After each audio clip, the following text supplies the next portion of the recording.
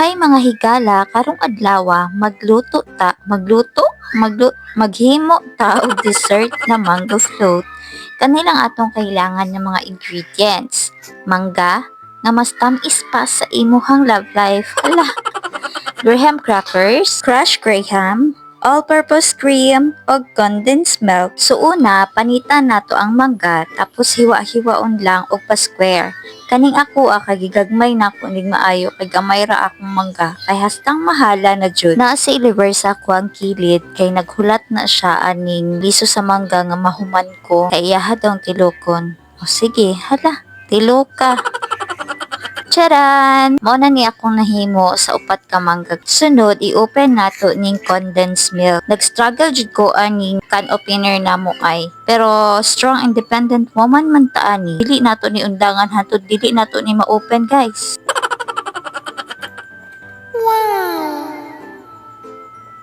Sunod nato ning all-purpose cream, 'di ba? Easy-peasy na lang kaayo. Strong independent woman gud ni. Hala.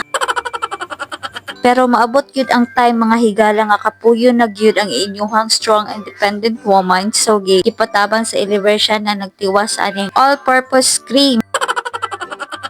Tapos ihalo nato ning all-purpose cream o condensed milk. Syempre, pag naay condensed milk, naadjud na abangers. Karon, imekos-mekos nato hantod sa mag-blend ang condensed milk og all-purpose cream. Unya kay wala man tay mixer, so magmano-mano tag mix ani karon. Human natog mix atong tilawan kung okay na ba ang iyahang katamis. Perfect! Unya kay perfect naman daw, start na ta og layering ani. Punahon nato ang graham, cream, mangga, crushed graham. Charan! Nya, balik-balikon lang nato ang proseso hantod sa mapuno ning Tupperware nato.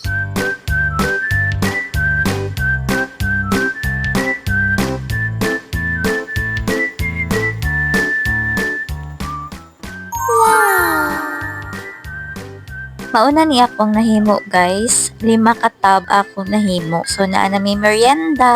Kunya ibutang nato sa ref para mabugnaw. Pero kung kakaunon na gyud mo ug dili na mo kahulat, hala, ibutang sa freezer para mabugnaw dayon. Pareho gud sa ako, oh.